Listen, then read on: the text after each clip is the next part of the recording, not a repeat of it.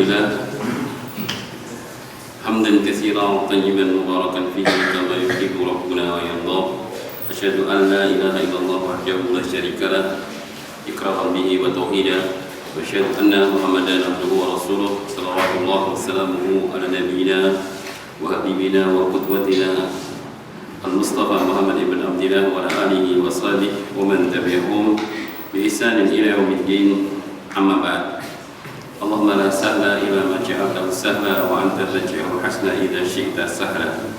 Hadirin sekalian, ibu-ibu dan bapak-bapak, kaum muslimin dan muslimat, saudara-saudariku seakidah dan seagama yang saya cintai karena Allah Ta'ala, kita bisa kembali bersyukur pada malam ini, bisa berkumpul di rumah yang mulia ini mengkaji agamanya, saling memberi nasihat di antara kita, dan itu adalah tanda keberuntungan kita.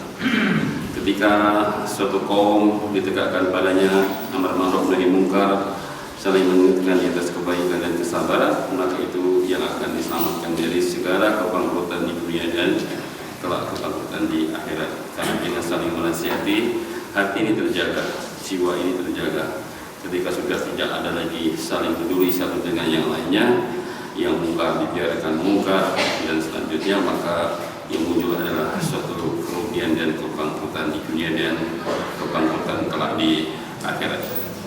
Kita masuk ke hadis yang ke-8, hadis tsamin ya. Hadis yang ke-8, dan Ani bin Umar radhiyallahu anhu, qala Rasulullah sallallahu alaihi wasallam. Jadi Abdullah bin Umar radhiyallahu anhu, bapak dan anak yang semua adalah sahabat Nabi yang mulia.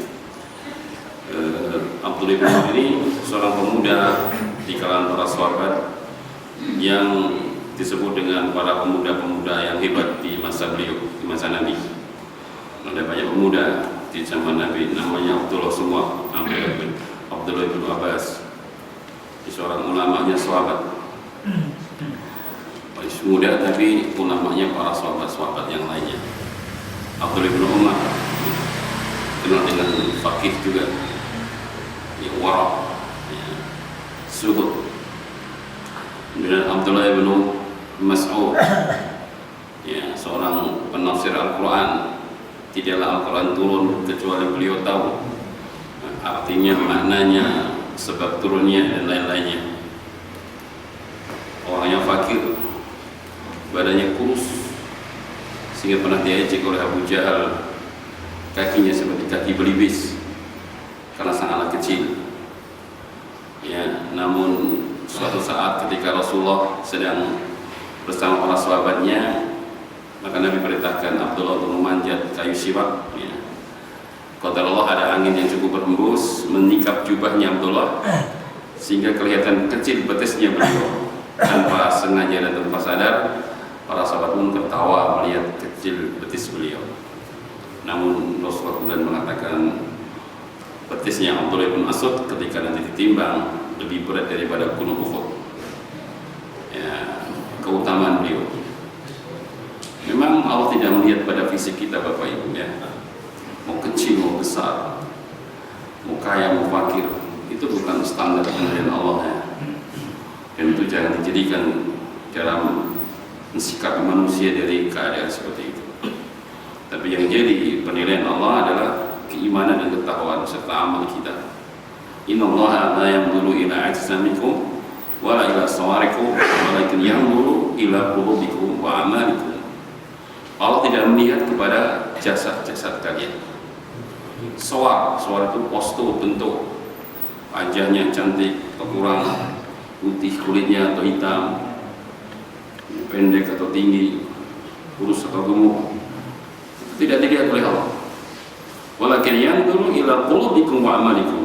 Akan tetapi Allah melihat kepada hati-hati kalian dan amal-amal kalian. Hati adalah keikhlasan, amal adalah ittiba kepada Nabi. Itu yang dilihat oleh Allah. Bagaimana keikhlasan dia dan bagaimana ittiba dia. Semakin ikhlas ibadahnya, semakin ittiba kepada Nabi, semakin mulia hamba itu di sisinya. Makanya Bapak Ibu, kalau kita ingin jadi mulia, adalah kita ittiba kepada Nabi dan mengikhlaskan ibadah kita hanya untuk Allah, pasti akan dimuliakan oleh Allah. Inna akramakum indallahi atqakum. Ya. Juga Abdullah bin Amr bin As yang keempat. Ini orang hebat, jangan ditanya ibadahnya. Sebenarnya beliau itu banyak juga hadis yang diriwayatkan, tapi beliau lebih fokus pada ibadahnya. Dia dikenal sebagai sahabat yang kenal ahli ibadah. Beliau itu biasanya satu hari khatam biasanya. Sama Nabi ditegur terlalu cepat. Akhirnya beliau khatamkan Al-Quran 3 hari sekali. Puasanya tidak usah jauh, sehari puasa, sehari tidak. Saat malamnya jangan ditanya. Abdullah bin Amr bin As radhiyallahu anhu. Ini pemuda-pemuda di masa Nabi. Seperti itu hebat-hebat luar biasa. Semoga Allah berikan pula pemuda-pemuda di masa ini seperti itu ya. Muda yang rajin belajar, pemuda rajin menghafalkan Al-Quran, menghafalkan hadis, rajin datang ke majelis ilmu, rajin bangun malam, luar biasa. Pemuda tapi rajin tahajud, pemuda rajin puasa Senin Kamis. Masya Allah, walaupun sangat sulit didapati di zaman sekarang pemuda-pemuda seperti itu. Ya, nah, Abdullah bin Umar berkata, telah bersabda Rasulullah SAW, umirtu an nuqatilan nasa hatta yashhadu an la ilaha illallah wa anna Muhammadan Rasulullah. Aku diperintah oleh Allah untuk aku memerangi manusia. Anas di sini adalah al-kafir, orang kafir. Jangan salah paham ya, tapi Anas di sini adalah orang kafir. Aku diperintah untuk memerangi orang kafir sampai mereka bersaksi bahwasanya tidak ada ilah yang berhak disembah dengan hak kecuali Allah, dan bahwasanya Muhammad adalah Rasulullah. Wa yuqimus shalah wa yuqimus shalah, kemudian mereka mendekatkan salat, wa yutuz zakat, mereka tunaikan zakat. Fa idza fa'alu dzalik, kalau mereka sudah melakukan hal yang demikian, aslamu minni dima'ahum, maka terjaga dari kami darah-darah mereka, wa malahum harta-harta mereka, illa bihaqil Islam, kecuali hak Islam.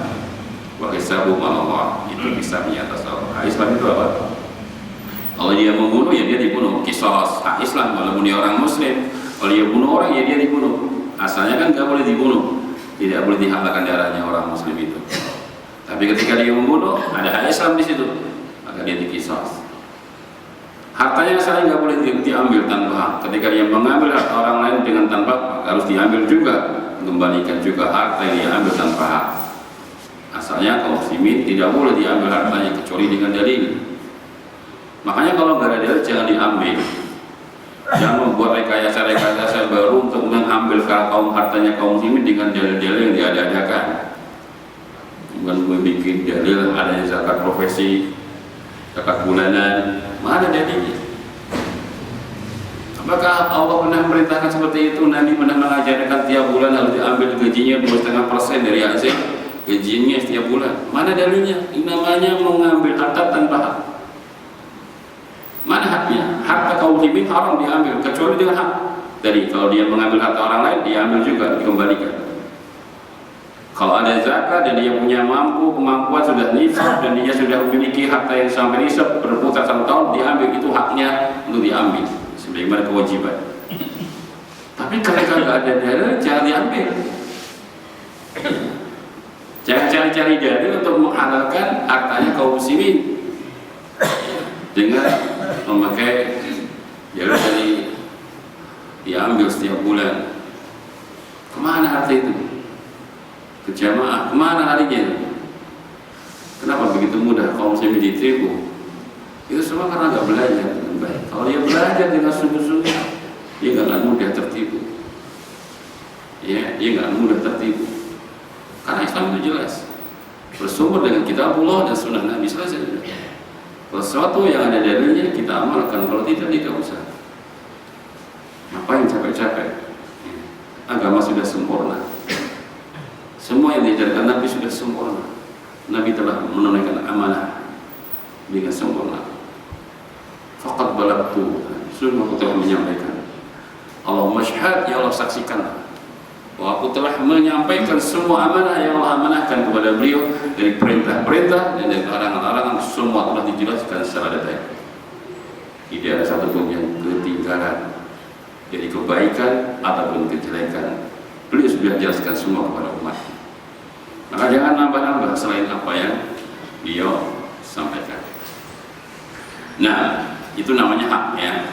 Seorang perempuan yang muhsan atau laki-laki yang muhsan berzina, maka dia dirajam sampai mati. Ini haknya Islam. Karena Islam ketika ada seorang laki-laki yang sudah nikah dia zina, maka dia dirajam sampai meninggal. Ini haknya Islam. Maka boleh seorang muslim dibunuh, dirajam walaupun dia seorang muslim ketika dia melanggar haknya Islam, itu dia berzina seorang muhsan atau dia membunuh orang lain, maka dia dikisos. Kalau tidak ada dalil, tidak boleh diambil darahnya, dia tidak boleh diambil nyawa dan hartanya. Ya, jadi kita boleh mengambil harta kaum muslimin tidak boleh. Ya, zakat boleh diambil karena ada dalil. Ya.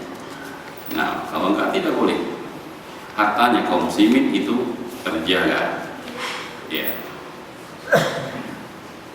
Disebutkan di situ Umar tu amarani Allah Subhanahu wa taala. Kata Umar itu maknanya adalah Allah telah memerintahkan aku ya, karena memang Rasulullah ditugaskan untuk ya menganjurkan atau menjelaskan kepada umatnya dengan perintah-perintah Allah, dan beliau sebagai mubalik dari Allah Subhanahu wa taala. Wakadzalika sairul anbiya wal mursalin, begitu pula para nabi dan para rasul, innamahum muballighuna anillahi ta'ala, mereka semua menjadi para mubalik penyampai dari Allah Subhanahu wa taala, fima ya'muru bih, dari apa yang mereka perintahkan dengannya. Jadi para nabi, para rasul itu tugasnya menjadi mubalik. Ya, mubaliknya Allah, penyampainya Allah. Wa fima ya yanhahum, dan dari apa yang Allah larang kepada mereka darinya. Fahum, maka para nabi dan rasul wasitatu bainallah wa baina khalqihi, mereka adalah para wasitah, perantara antara Allah dan makhluknya, fi tabligh risalah. Enggak mungkin ya, tidak mungkin ya, semua nabi dan para rasul itu manusia pilihan, maka disebut nikmatul anbiya, nikmat menjadi nabi ya. Ini manusia pilihan, dan Allah sudah tetapkan. Maka jangan berdoa, ya Allah jadikan aku nabi. Ini namanya doanya melampaui batas. Ada orang, ya Allah jadikan aku sebagai nabi. Ini orang seperti ini konyol ya. Ini namanya melampaui batas. Jelas tidak mungkin, karena nabi itu sudah habis, sudah ditutup dengan kenabian kita, nabi kita yang mulia ya.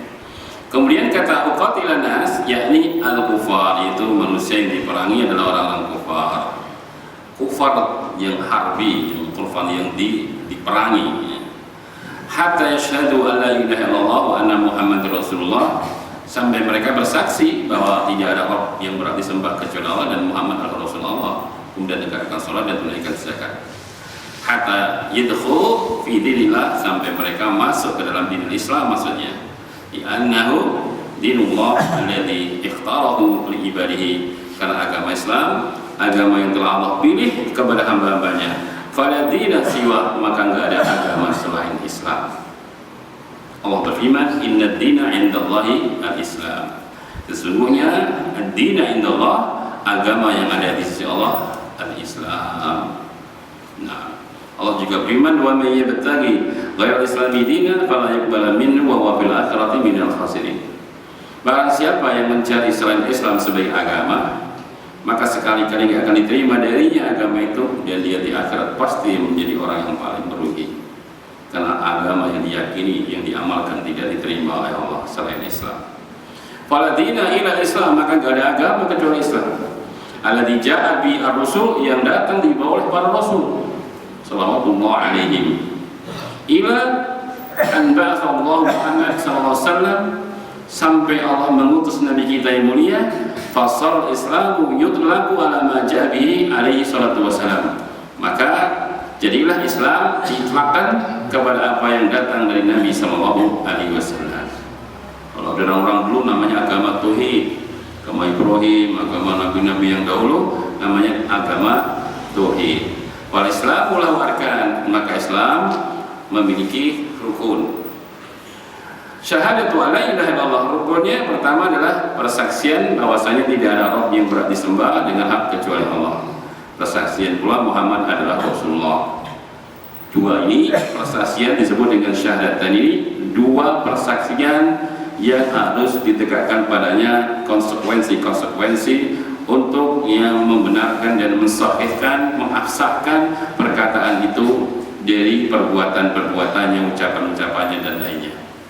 Jadi bukan sekedar seorang hanya mengucapkan asyhadu an la ilaha illallah wa asyhadu anna muhammadar rasulullah, tapi dia tidak melaksanakan konsekuensi dari syahadatain tersebut. Ya. Ketika sudah bersyahadat, maka dia harus mentauhidkan Allah dalam segala ibadah. Tidak boleh mematihkan ibadahnya sedikit pun kepada selain Allah Subhanahu wa taala. Dia tetapkan yang namanya Rabb cuma Allah, dan dia buang segala tuhan-tuhan selain Allah. Tidak ada Tuhan selain Allah yang berhak disembah kecuali Allah. Itu harus ada pada diri seorang yang sudah mengatakan demikian, dan dia katakan ucapan itu dengan penuh keyakinan dan kesadaran penuh dengan kejujuran, tidak ada dusta padanya, kemudian keikhlasan, ya. Kemudian dibangun ucapan di atas ilmu, dia ngerti konsekuensinya apa, perusaknya apa, pembatalnya apa, dia ngerti dengan makna yang dia katakan. Jadi asyhadu alla ilaha illallah wa asyhadu anna muhammadar rasulullah, sebagaimana Rasulullah bersabda dalam riwayat Muslim dari hadis Utsman bin Affan, Rasulullah mengatakan man mata wa huwa ya'lamu annahu la ilaha illallah dakhala jannah. Siapa yang mati dan dia mengilmui, dia mengetahui la ilaha illallah, bahwasanya tidak ada yang berhak disembah kecuali Allah, dakhala jannah, maka dia akan masuk surga. Juga tentang keikhlasan, ketika Rasulullah ditanya oleh Abu Hurairah, ya Rasulullah, man as'adun nas bi syafa'atika yaumal qiyamah, ya Rasulullah, siapakah manusia yang paling bahagia dengan syafaat engkau nanti pada hari kiamat? Nabi katakan, man qala la ilaha illallah khalisan min qalbi, orang yang mengucapkan la ilaha illallah murni, ikhlas keluar dari hatinya. Iya, jadi ini syarat untuk mendapatkan syafaat Nabi SAW. Orang-orang yang tidak punya ini jangan mengharapkan syafaat Nabi. Orang berbuat kesyirikan jangan mengharapkan syafaat Nabi, karena syaratnya harus tauhid.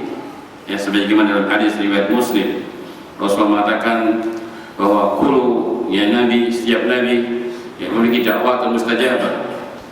Ya, semua Nabi Allah berikan satu doa yang pasti dikabulkan. Ya, pada ajalah kullu nabiyin da'watahu fid dunya. Para Nabi sudah meminta doanya itu di dunia.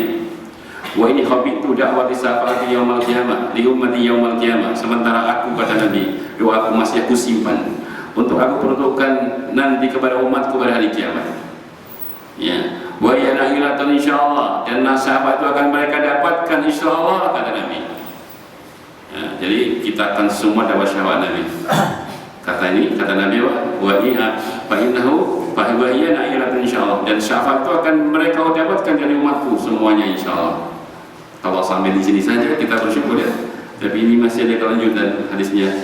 Di ujung hadis Nabi katakan, man mata min ummati la yusyriku billahi syai'a. Siapa dari umatku yang tatkala mati dia tidak menyekutukan Allah dengan apapun, itu syaratnya dapat syafaat Nabi. Harus dia mati dalam keadaan tauhid, tidak pernah berbuat kesyirikan. Tidak mati dalam keadaan dia berbuat kesyirikan. Ya, ikhlas ibadahnya hanya kepada Allah. Itu baru dapat syafaat Nabi sallallahu alaihi wasallam. Ya. Syarat kedua, dia harus menjadi orang yang ittiba kepada Nabi. Jangan mukhalafah, menyelisih sunnah Nabi. Ini menjadi hal yang kedua yang menjadikan umat Nabi kita tidak dapat syafaat nanti. Karena apa? Dia mukhalafah. Dia tidak mengikuti sunnah Rasulullah SAW dalam ibadah-ibadahnya. Ketika mereka berbondong-bondong menuju telaga Nabi, ingin minum telaga Nabi, diusir oleh malaikat penjaga telaga. Tidak diperbolehkan minum telaga Nabi, padahal di umatnya Nabi. Nabi mengatakan ummati, itu umatku, itu umatku. Artinya kenapa tidak diizinkan? Beliau membela kan? Karena umatnya. Namun dijawab, ya, innaka la tadri ma ahdatsu ba'dak. Ya Muhammad, sesungguhnya kau tidak tahu apa yang mereka lakukan, apa mereka kerjakan, yang mereka ada-adakan sepeninggal kamu. Mereka umatmu, namun ketika kau meninggal, mereka tidak mengikuti apa yang kau ajarkan. Mereka mengadakan ibadah, tidak mengikuti sunnah kamu, sehingga tidak diizinkan oleh malaikat penjaga telaga untuk minum telaga Nabi. Diusir dari telaga Rasulullah. Na'udzubillah. Kenapa? Berbuat kebidahan. Hati-hati Bapak Ibu ya. Jangan meremehkan bid'ah. Bid'ah itu bahaya, lebih bahaya daripada maksiat. Ya kan? Al-Imam Thawri berkata, al-bid'atu ahabu ilal iblis minal ma'asi. Bid'ah itu lebih dicintai iblis daripada maksiat. Kenapa? Karena pelaku bid'ah itu nggak diharapkan tobatnya. Orang kan berbuat kebid'ahan merasa berbuat baik, merasa saya ibadah. Sementara pelaku maksiat dia sadar. Insya Allah selagi masih bersih hatinya, masih ada kesucian fitrahnya, semua pelaku maksiat itu sadar kalau dia itu hal yang tidak baik. Orang misalkan minum khamr, saya yakin dia sadar ini hal yang tidak baik. Seorang berzina itu pun sadar ini nggak baik, dan yang lainnya. Orang yang korupsi uang negara, dia sadar itu nggak baik kan? Dia tahu maksiat itu adalah hal yang tidak baik, sehingga kemungkinan besar pintu tobat terbuka baginya. Tapi pelaku bid'ah, bagaimana bisa tobat? Sampai-sampai nanti kita mengatakan innallaha ihtajaja taubatan an sahibil bid'ah hatta yada'a. Sesungguhnya Allah menghalangi taubatnya pelaku bid'ah sampai dia meninggalkan bid'ah tersebut. Ini bahaya sekali. Ya, lebih bahaya daripada kemaksiatan. Ya. Nah, itu ya mana daripada konsekuensi asyhadu an la ilaha illallah. Adapun Muhammad Rasulullah, konsekuensinya ada 4. Tatkala Bapak Ibu dan kita semua sudah bersaksi bahwa Muhammad Rasulullah itu bukan sekedar ucapan belaka, tapi ada 4 hal yang harus kita penuhi dalam melaksanakan menjalani konsekuensi dalam pernyataan kita itu. Pertama, ta'atu fima amar. Kita harus mentaati apa yang beliau perintah. Harus mentaati, jangan menyelisihi apa yang diperintahkan Nabi, semampu kita laksanakan. Yang kedua, wa tasdiquhu fima akhbara, membenarkan apa yang beliau kabarkan. Jangan ragu dan bimbang ketika sabda Nabi tidak cocok dengan akal kita, kemudian kita ingkari, ini kayaknya nggak masuk akal. Ketika sabda Nabi nggak cocok dengan adat istiadat kita, wah ini adat, ini sunnah yang ini belum kita bisa amalkan, ini tidak sesuai dengan adat kita dan kultur masyarakat kita ini, kita tolak dulu nih sunnah ini. Jangan. Toh kita benarkan apa yang datang dari beliau, walaupun akal kita nggak bisa mencernanya dan memahaminya, karena akal kita belum sampai kepada apa yang dimaukan wahyu. Ya, akal kita terbatas ya. Akal kan terbatas. Ya, wahyu adalah kebenaran. Akal nggak bisa mendeteksi wahyu yang akal belum sampai kepada apa yang dimaukan wahyu. Ya, kita sering kan mengalami. Dulu pernah saya kasih contoh, di masa waktu saya masih remaja, sekitar mungkin 40 tahun yang lalu ya, ada film namanya film Star Trek. Saya ingat ya, seusia saya itu Star itu orang planet ya, itu pintunya itu buka sendiri ya, kalau mau lewat buka sendiri gitu. Dulu pikir, waduh pintu bisa buka dewi ya, kan kita kan nyambung ya, dipegang itu jalan gitu ya, red screen ya, dulu itu ada. Kita kan gak pernah tuh, nggak masuk aku bisa gitu, khayalan, itu film itu bohong kan begitu ya. Sekarang kan kita lihat, ya, jangankan di tempat hotel, di goro saja, di supermarket itu sudah otomatis pintunya, ya buka sendiri, sudah nggak heran lagi. Di zaman dahulu akal kita belum bisa terima, ini yang masuk akal, ini bohong, ini film ini kan begitu ya. Ya seperti itulah, akal itu lemah, terbatas. Maka ketika Nabi sabdakan sesuatu yang akal kita nggak terima, jangan ditolak dengan akal ente lemah. Wahyu adalah kebenaran, imani saja kan begitu ya. Abu Bakar itu menjadi mulia dari para sahabat yang lain karena apa? Nggak mungkin, ya, tidak mungkin. Ya, semua Nabi dan para rasul itu manusia pilihan. Maka disebut nikmatul anbiya, nikmat menjadi Nabi. Ya. Ini manusia pilihan, dan Allah sudah tetapkan. Maka jangan berdoa ya Allah jadikan aku nabi, yang namanya doanya melampaui batas. Ada orang ya Allah jadikan aku sebagai nabi, ini orang seperti ini konyol ya, namanya melampaui batas. Jelas tidak mungkin, karena nabi itu sudah habis, sudah ditutup dengan kenabian kita, nabi kita yang mulia ya. Kemudian kata uqatilan nas, yakni al-kufar, yaitu manusia yang diperangi adalah orang-orang kufar yang harbi, yang kufar yang diperangi. hatta yashhadu an la ilaha illallah wa anna Muhammadar Rasulullah, sampai mereka bersaksi bahwa tidak ada Rabb yang berhak disembah kecuali Allah dan Muhammad adalah Rasulullah, kemudian menegakkan salat dan tunaikan zakat. Hatta yadkhulu fi dinillah, sampai mereka masuk ke dalam dinul Islam, maksudnya annahu dinullah alladzi ikhtarahu li ibadihi, karena agama Islam agama yang telah Allah pilih kepada hamba-hambanya. Fala dina siwa, maka enggak ada agama selain Islam. Allah berfirman, inna dina indallahi al-Islam. Sesungguhnya ad-dina indallah, agama yang ada di sisi Allah, al-Islam. Nah, Allah juga berfirman, wa may yabtaghi ghairal islami dinan fala yuqbala minhu wa huwa fil akhirati minal khasirin. Barang siapa yang mencari selain Islam sebagai agama, maka sekali-kali tidak akan diterima darinya agama itu, dan dia di akhirat pasti menjadi orang yang paling merugi, karena agama yang diyakini, yang diamalkan tidak diterima oleh Allah selain Islam. Fala dina ila Islam, maka tidak ada agama kecuali Islam. Alladzi ja'a bi ar-rusul, yang datang dibawa oleh para rasul sallallahu alaihim, ila an ba'atha Allah Muhammad sallallahu alaihi wasallam, sampai Allah mengutus Nabi kita yang mulia. Fasal Islamu yutlaku ala ma ja'a bihi alaihi salatu wassalam, maka jadilah Islam diitlakkan kepada apa yang datang dari Nabi sallallahu alaihi wasallam. Kalau ada orang dulu namanya agama tauhid, agama Ibrahim, agama nabi-nabi yang dahulu namanya agama tauhid. Wal Islamu lahu arkan, maka Islam memiliki rukun. Syahadatu an la ilaha illallah, rukunnya pertama adalah persaksian bahwasanya tidak ada Rabb yang berhak disembah dengan hak kecuali Allah. Persaksian pula Muhammad adalah Rasulullah. Dua ini persaksian disebut dengan syahadat, dan ini dua persaksian yang harus ditegakkan padanya konsekuensi-konsekuensi untuk yang membenarkan dan mensahihkan, mengabsahkan perkataan itu dari perbuatan-perbuatannya, ucapan-ucapannya dan lainnya. Jadi bukan sekedar seorang hanya mengucapkan asyhadu an la ilaha illallah wa asyhadu anna Muhammadar Rasulullah, tapi dia tidak melaksanakan konsekuensi-konsekuensi dari syahadatain tersebut. Ya. Ketika sudah bersyahadat, maka dia harus mentauhidkan Allah dalam segala ibadah. Tidak boleh memalingkan ibadahnya sedikit pun kepada selain Allah Subhanahu wa taala. Dia tetapkan yang namanya Rabb cuma Allah, dan dia buang segala Tuhan-Tuhan selain Allah. Tidak ada Tuhan selain Allah yang berhak disembah kecuali Allah.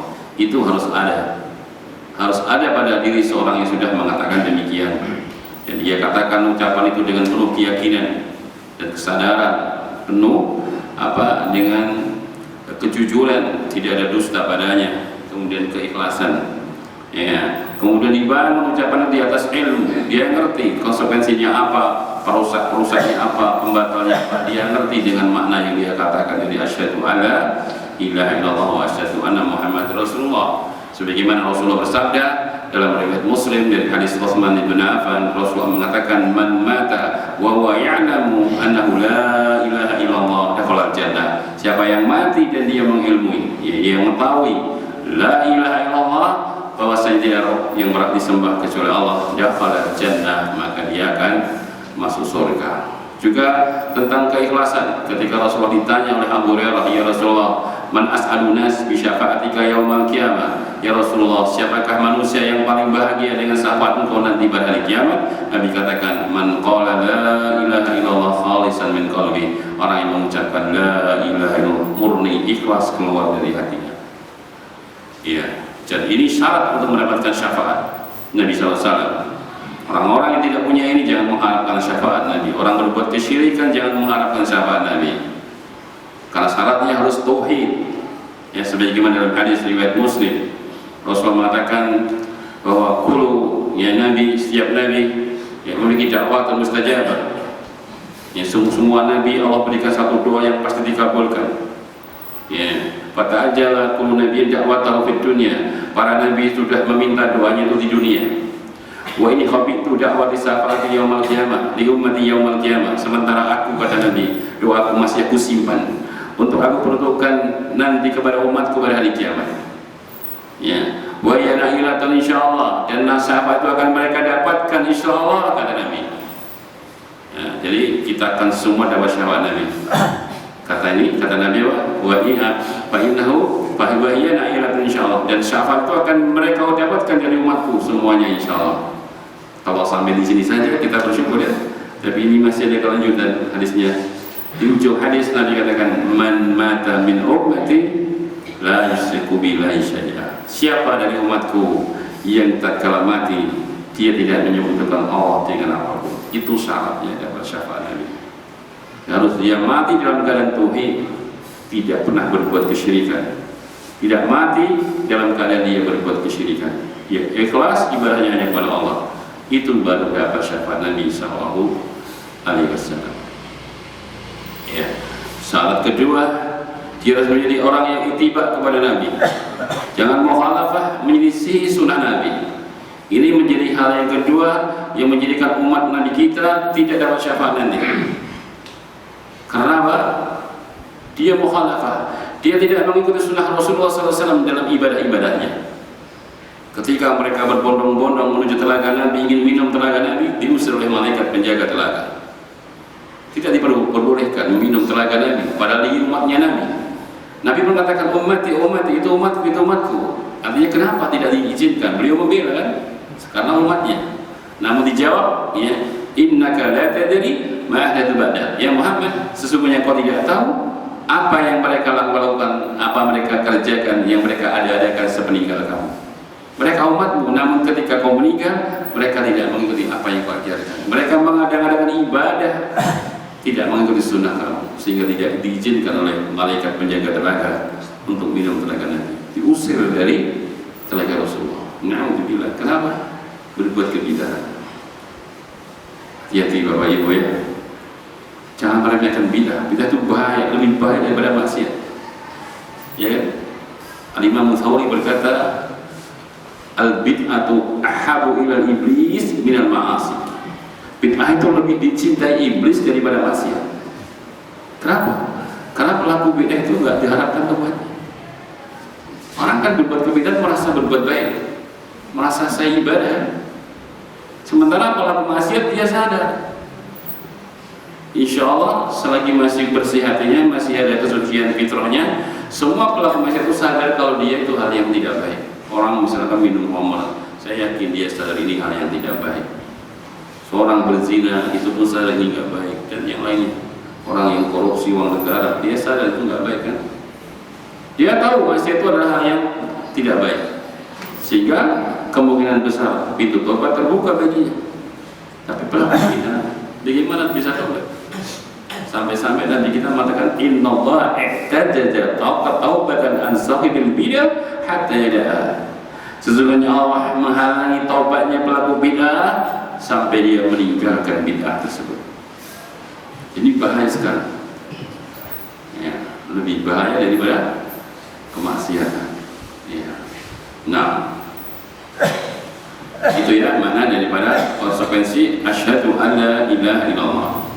Adapun Muhammad Rasulullah, konsekuensinya ada 4. Tatkala Bapak Ibu dan kita semua sudah bersaksi bahwa Muhammad Rasulullah itu bukan sekedar ucapan belaka, tapi ada 4 hal yang harus kita penuhi dalam melaksanakan menjalani konsekuensi dalam pernyataan kita itu. Pertama, ta'atu fi ma'amar. Kita harus mentaati apa yang beliau perintah. Harus mentaati, jangan menyelisihi apa yang diperintahkan Nabi, semampu kita laksanakan. Yang kedua, wa tasdiquhu fi ma akhbara, membenarkan apa yang beliau kabarkan. Jangan ragu dan bimbang. Ketika sabda Nabi tidak cocok dengan akal kita, kemudian kita ingkari, ini kayaknya nggak masuk akal. Ketika sabda Nabi nggak cocok dengan adat istiadat kita, wah ini adat, ini sunnah yang ini belum kita bisa mengamalkan, ini tidak sesuai dengan adat kita dan kultur masyarakat kita ini, kita tolak dulu nih sunnah ini. Jangan. Toh kita benarkan apa yang datang dari beliau, walaupun akal kita nggak bisa mencernanya dan memahaminya, karena akal kita belum sampai kepada apa yang dimaukan wahyu. Ya, akal kita terbatas ya. Akal kan terbatas.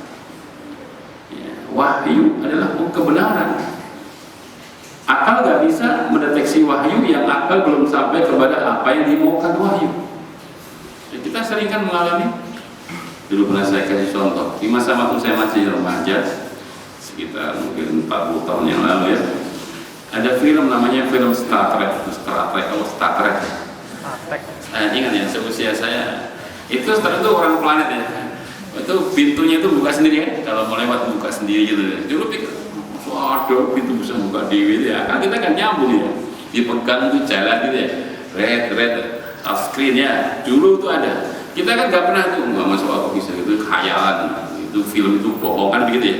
Sekarang kan kita lihat ya, jangankan di tempat hotel, di goro saja, di supermarket itu sudah otomatis pintunya ya, buka sendiri, sudah nggak heran lagi. Di zaman dahulu akal kita belum bisa terima ini ya, masuk akal, ini bohong, ini film ini kan begitu ya, seperti itulah. Akal itu lemah, terbatas. Maka ketika Nabi sabdakan sesuatu yang akal kita nggak terima, jangan ditolak dengan akal ente lemah. Wahyu adalah kebenaran, imani saja kan begitu ya. Abu Bakar itu menjadi mulia dari para sahabat yang lain karena apa? Karena akal langit datang kepada Abu Bakar, Abu Bakar temanmu tambah gila lagi. Ya katanya pergi ke langit yang ketujuh dalam waktu semalam ini. Kata Abu Bakar, benar yang katakan dia Muhammad? Benar. Kalau yang katakan dia, jangankan itu, yang lebih ngeri daripada itu saya beriman. Itu yang menjadikan Abu Bakar menjadi lebih di antara para sahabat yang lainnya. Bukan karena banyaknya sholat dan sedekah, bukan ya. Sebagaimana kata penyair, ma sabaqakum Abu Bakar bi kasrati salat wasiyam wasadaqah, ya. Wa inna ma sabaqakum ya ma sabata ma waqara fi qalbihi. Abu Bakar itu menjadi lebih di antara mendahului kalian bukan karena banyak sholat dan banyaknya puasa serta banyak sedekah. Bukan, masih banyak sahabat yang lain yang lebih banyak sedekahnya daripada Abu Bakar. Masih banyak sahabat yang lain yang banyak sholatnya daripada Abu Bakar. Tapi Abu Bakar melampaui kalian karena apa yang tercokol di hati beliau, itu keimanan tadi. Ya, sudah itu Abu Bakar diberi gelar As-Siddiq, orang yang benar. Ya. Jadi keimanan itulah yang menjadi potensi amal kita menjadi bernilai. Yang sering saya sampaikan, semakin Bapak sering mendengar dalil, maka semakin kuatlah ibadah Bapak dan semakin berbobot nilai ibadah Bapak yang dulu tidak dibangun ibadahnya tanpa dalil. Ini yang sering saya ulang-ulang. Kenapa kita ngaji Bapak?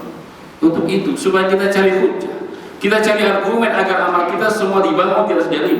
Kalau dulu mungkin hanya ikut-ikutan, hanya dengar-dengar saja, sekarang dengar langsung dari hadisnya, ayatnya, sampaikan dengan cara yang benar, dengan pemahaman yang benar, kemudian dia amalkan, itu baru nilai ibadah dia sudah nggak bisa dibandingkan dengan yang lainnya. Jadi nilai ilmu itu dan iman itu menjadikan kualitas nilai dan ibadah kita jadi lebih pahalanya. Ya, yang sudah saya contohkan juga ya, kalau ada satu kantor, ada yang gajinya 4 juta, ada yang gajinya 10 juta, ada yang gajinya 20 juta. Yang gajinya 40 juta ini, ya dia lulusan SMA, gaji berapa? 4 juta, masuk jam 8 pulang jam 2. Ada yang gaji 10 juta, dia mungkin S1, ada yang 20 juta S2. Padahal mereka masuknya sama, jam 8 pulang jam 2, tapi gaji mereka berbeda. Apa yang membedakan berbeda? Karena ilmunya ya, gelarnya itu ya. Maka ibadah begitu Bapak Ibu. Semakin kita punya banyak hujah dan dalil yang kita sering dengar, kita sering baca, maka ibadah kita sudah nggak bisa lagi disamakan dengan orang-orang dahulu yang dia hanya mendengar dan katanya. Makanya kita ngaji seperti ini tuh untuk itu, untuk mencari ijazah, untuk mencari agar ibadah kita semakin berbobot dan bernilai di sisi Allah Subhanahu wa Ta'ala. Nah, kita lanjut, saya kira habis. Yang ketiga sekarang, menjauhi konsekuensi asyhadu anna Muhammadar Rasulullah, menjauhi apa yang beliau larang. Apa yang beliau larang kita jauhi.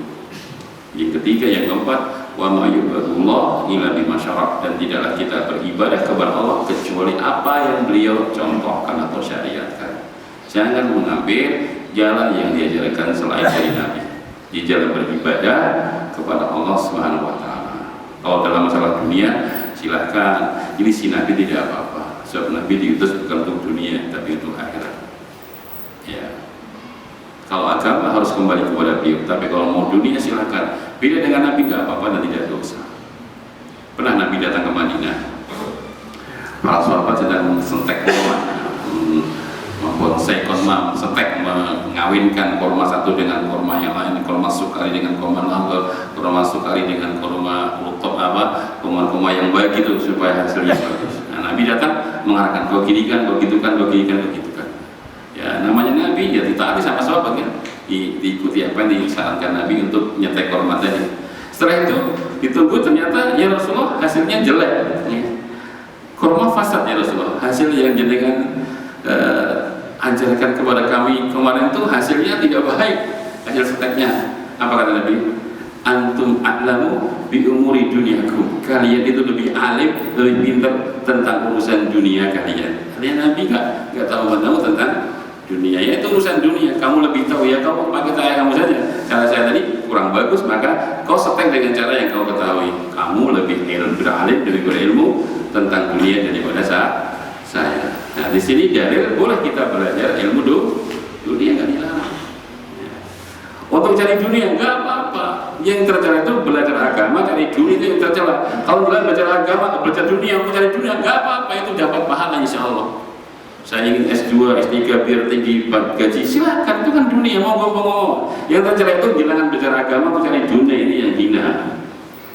Ya, cari belajar dunia supaya dipercaya orang, supaya dikatakan orang alim, supaya dikatakan orang begini begitu. Cari pujian-pujian dari manusia, dari ilmu agamanya, itu yang hina dan tercela. Tapi kalau cari ilmu dunia untuk dunia, memang dia untuk itu, dan itu tidak tercela. Karena memang dunia, bukan agama. Ya itulah 4 konsekuensi dari asyhadu anna Muhammad Rasulullah. Iya. Kemudian kata beliau, menegakkan salat. Fala yakfi an yashhada an la ilaha illallah, tidaklah cukup seorang bersyahadat bahwasanya Allah adalah ilah satu-satunya dan Muhammad adalah Rasulullah, bal labud an ya'mala bi muqtada syahadataini wa adamu as-salat. Tapi kata beliau, ya hendaklah dia mengamalkan apa yang menjadi kewajiban setelah syahadatain, yaitu paling besarnya adalah menegakkan sholat. Jadi suatu adalah amalan yang mulia setelah syahadatain, yang paling mulia. Wal muradu as-shalawatul khams al-mafruḍah, yang dimaksud sholat di situ adalah sholat wajib 5 waktu itu. Wayati biya kama amarallahu ta'ala fi awqatiha, maka adalah dia lakukan, dia datangkan sholat itu sebagaimana yang Allah perintahkan tentang awqatiha, waktu-waktunya harus diperhatikan waktu-waktu sholat. Ma'jama'atil muslimin, ya bersama jamaah kaum muslimin, ya waktunya. Wal khusyu', ya bagaimana menjaga kekhusyukan, bukan sekedar sholat tapi dia perhatian dengan kekhusyukan yang sudah kita jelaskan kemarin. Untuk khusyuk itu hal yang cukup berat. Maka Ibnu Qayyim memberikan berapa kemarin? 5 atau 6 ya, saya ulang. Di antara kiat agar kita bisa khusyuk sholat, pertama kata beliau adalah tatkala kita sholat, hadirkan bahwa kita bisa melaksanakan sholat itu karena semata-mata pertolongan Allah. Ini untuk supaya tawadu. Pertama kali kata beliau, kiat khusyuk dalam sholat, tatkala kita sholat, maka hadirkan dalam hati bahwa kita bisa laksanakan sholat ini semata-mata karena pertolongan Allah, ya bukan karena kekuatan kita dan lainnya. Banyak orang lebih kuat daripada kita tapi tidak sholat ya. Banyak kan orang lebih kuat daripada kita tapi tidak sholat ya. Jalan lari cepat 10 km kuat ya, tapi jalan 10 meter ke masjid tidak kuat ya, karena dia tidak ditolong oleh Allah, ya kan? Fisiknya muda, kuat sekali, muda, kekar, kuat ya, olahragawan, tapi berdiri di belakang imam yang baca alif lam mim sudah kayak muda, kuat dia. Imamnya alif lam mim, wah si panjang ini, langsung stres dia. Sementara bapak tua sudah tua, kurus badannya, dia dengar dengan seksama, dia berdiri panjang tidak terasa karena hatinya kuat. Sehingga kekuatan iman mendongkrak kekuatan fisik. Jadi itu yang benar. Mensanaan konvorisano itu tidak benar. Dalam badan yang kuat terdapat jiwa yang enggak benar. Banyak orang jiwa badannya sehat tapi jiwanya lembek tadi. Badannya olahragawan tapi ke masjid 10 meter tidak pernah bisa. Iya. Yang benarnya adalah dalam jiwa yang kuat itu akan menemukan tenaga yang kuat. Jadi semangat itu akan berpengaruh pada fisik. Ya. Ketika muncul semangat, maka fisiknya akan ikuti, kan begitu ya. Itu yang benar. Maka ketika hatinya sehat, ya jiwanya sehat, tadi bapak tua, tapi ketika jiwanya sehat, dia di belakang imam yang baca panjang, dia santai saja, tenang saja. Tapi yang imannya lemah, jiwanya lemah, baru baca alif lam sudah mesti panjang banget ini mesti. Akhirnya padahal setelah alif lam dia rukuk. Oh, cuma baca 10 ayat misalkan. Jadi jelas ya di situ ya. Bagaimana? Pertama, kekhusyukan itu adalah kita meyakini, mendatangkan hati di dalam hati kita tiap kita sholat itu semua karena pertolongan Allah. Yang kedua, di jalan melaksanakan sholat itu pasti kita belum optimal, supaya tidak sombong, supaya ada semangat umat baik terus. Jangan merasa usaha bagus ini, jangan merasa bahwa apa yang kita lakukan itu masih belum sempurna, masih jauh dari kesempurnaan. Supaya dari muncul sifat memperbaiki terus. Yang ketiga, ikhlas.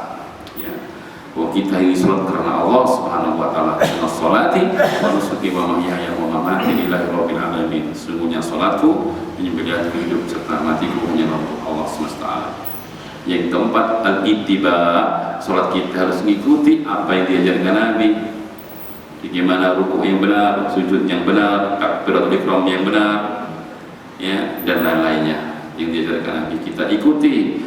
Bagaimana kaifiyah Nabi ketika sholat, sebagaimana beliau katakan, shollu kama ra'aitumuni usolli. Sholatlah kalian sebagaimana kalian lihat aku sholat. Yang kelima adalah dia as-sidq, jujur. Ya, sering kita tidak jujur ketika sholat. Jujur itu maksudnya kalau kita sedang di masjid, badan kita hatinya harus di masjid.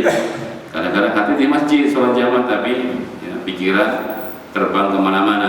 Jasadnya di masjid, tapi hatinya terbang kemana-mana, mikir kerjaan, mikir rumah, mikir anak, mikir istri. Ini namanya nggak jujur.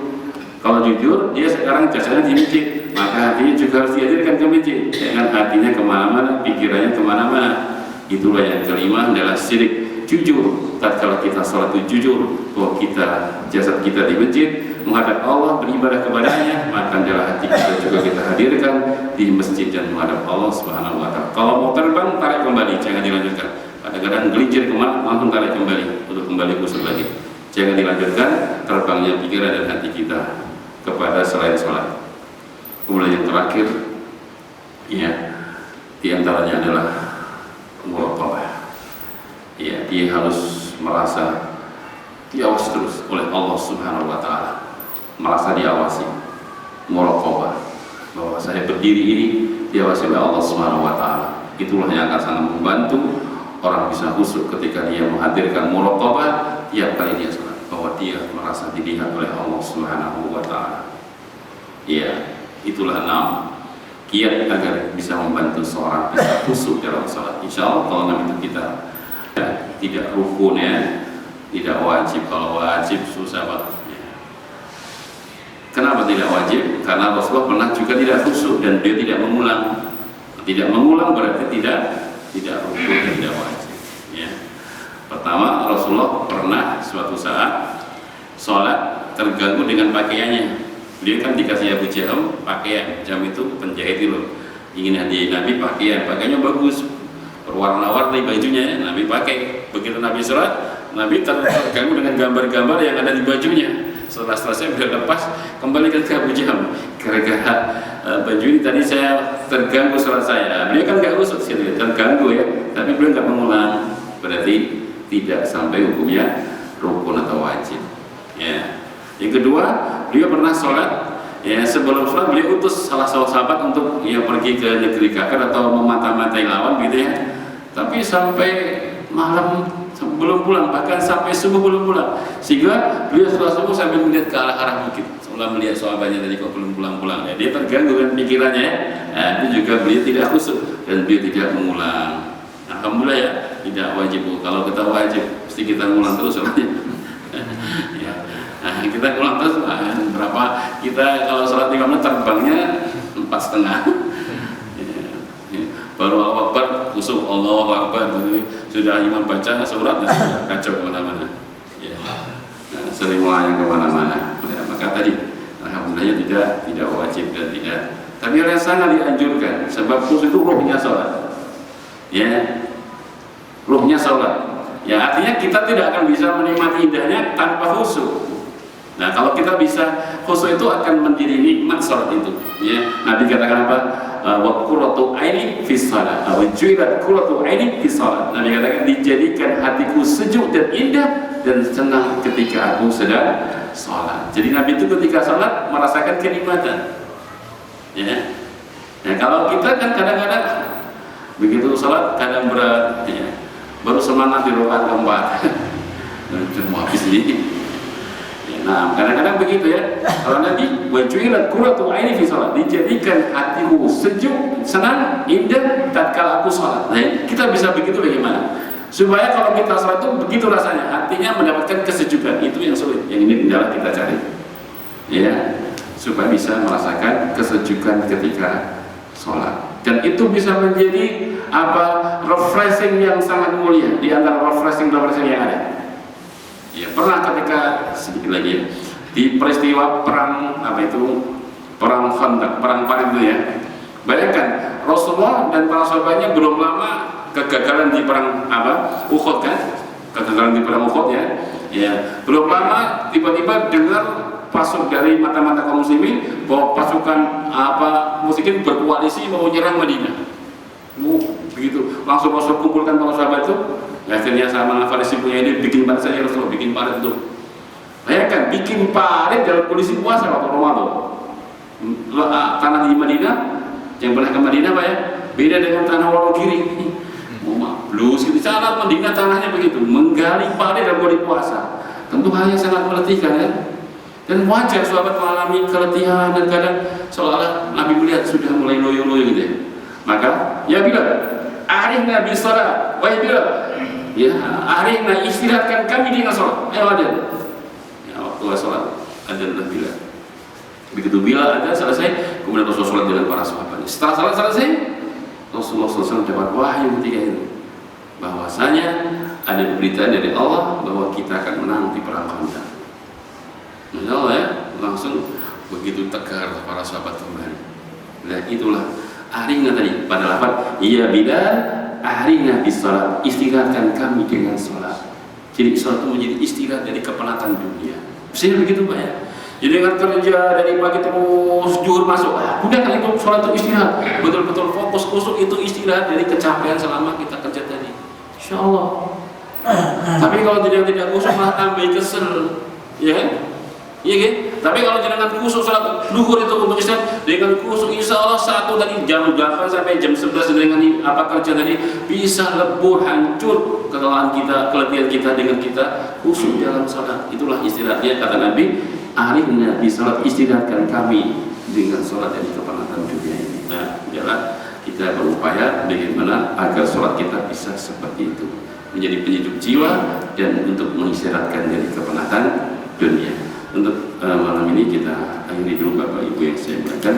Lanjutan insyaallah taala kita baca pada pertemuan akan datang. Barakallahu fikum. Subhanallahumma wa bihamdihi asyhadu an la ilaha illa anta astaghfiruka wa atubu ilaik. Assalamualaikum warahmatullahi wabarakatuh.